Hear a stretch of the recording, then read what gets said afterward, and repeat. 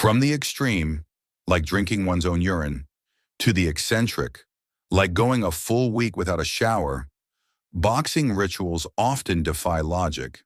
While the world sees the sweat and the steel, the real fight often happens in the mind. In this video, we go beyond the sparring sessions to explore the strange superstitions and unique psychological habits of the world's toughest fighters. In 2009, Juan Manuel Marquez prepared for the legendary Floyd Mayweather Jr. with a secret weapon, his own recycled fluids. Marquez revealed he'd been drinking his own urine for years, convinced that his body was accidentally throwing away perfectly good vitamins and proteins. He figured, why let nature waste a good cocktail?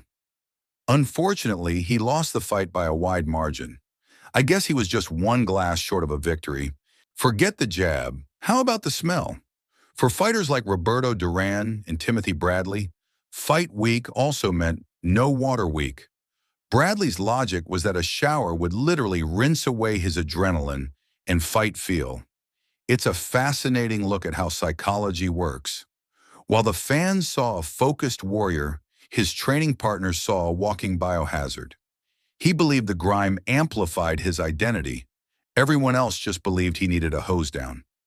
By the time the fight ended, his team didn't care about the scorecard. They just wanted him to find a bar of soap. Mike Tyson, the baddest man on the planet.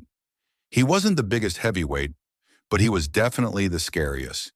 Yet the same man who threatened to eat your children would often spend his pre-fight moments weeping. Tyson admitted to crying before bouts, using a cocktail of fear, guilt, and jealousy as his emotional fuel.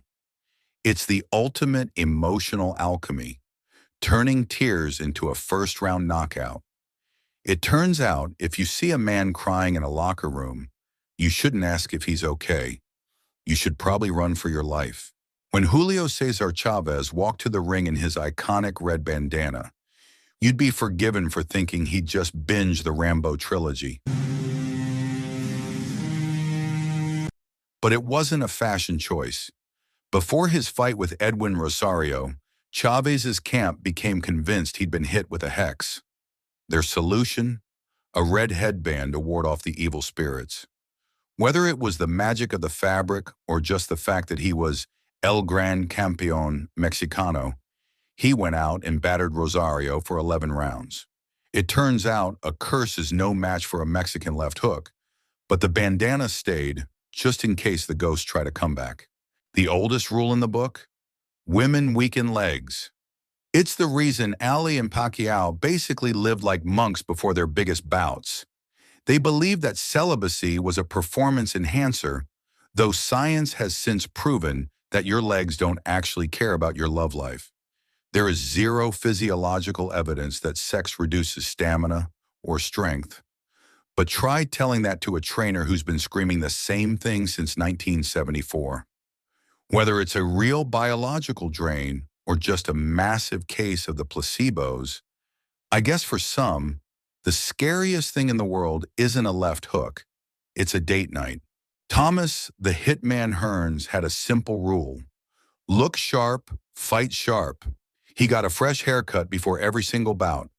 But after a few devastating losses, his trainer, Emanuel Stewart, started wondering if Hearns was a modern-day Samson, losing his power along with his hair. Before the Leonard rematch, Stewart intercepted the barber at the door, handed him $200, and told him to vanish. A shaggy Hearns went on to put on a career-best performance. Sorry, Delilah. The clippers stay off until the belt is on. While other fighters were busy dodging showers or drinking urine, Ensley Bingham was looking for a different kind of connection. His ritual was a quiet one, a trip to his mother's grave to retrieve a blade of grass for his left glove. He wasn't looking for magic, he was looking for resolve. By tucking that piece of earth into his hand, he turned his lead hook into a tribute. It's proof that in a brutal sport, a tiny blade of grass can carry more weight than a 10-ounce glove. Sugar Ray Robinson didn't just have ice in his veins, he had beef blood in his stomach. The boxing legend was known to down a mixture of raw blood and milk before stepping into the ring, believing it gave him a primal surge of strength. It's a grisly reminder of the lengths old-school fighters would go to for an edge. Today we have protein shakes and electrolytes. Back then, Sugar Ray just went straight to the source. It's gross, it's metal, and considering his record, it's hard to argue with the results. Jake LaMotta wasn't exactly known for being a lucky guy. He won his fights by walking through fire. But he did have one superstition, his leopard print robe. LaMotta believed that if he didn't wear that specific spotted robe to the ring, his power would stay in the locker room. It got so bad that even when the robe was falling apart and probably smelled like a wet basement, he refused to change it. He was the raging bull, but apparently even a bull needs his favorite security blanket to feel like a predator. Most fighters treat their first post-weigh-in meal like a medical procedure. Floyd Mayweather treated it like a cheat day.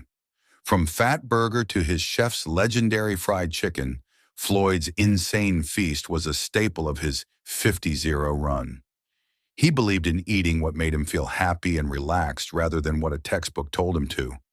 And considering he never lost a single professional fight, it's hard to tell him he should have ordered a salad. For Floyd, the secret to the checkmate was apparently a side of fries.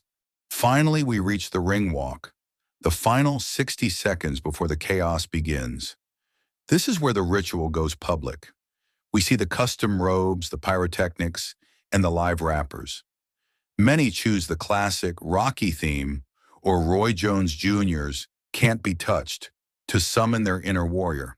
But for others, the choice is more personal. Take former British champion Nathan the Hitman Heaney, who walks out to Tom Jones's Delilah, a haunting ballad about a crime of passion. It seems out of place until you realize the truth. A fighter's belief is stronger than any logic. Whether it's a blade of grass in a glove or a Big Mac after a weigh-in, these rituals are the anchors that keep a fighter steady in the storm. There are surely many more bizarre superstitions out there. What's the craziest one you've ever heard of?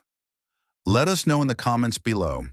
If you enjoyed this deep dive into the boxing mind, help the channel out with a like, a share, and a comment. Until next time, thanks for watching.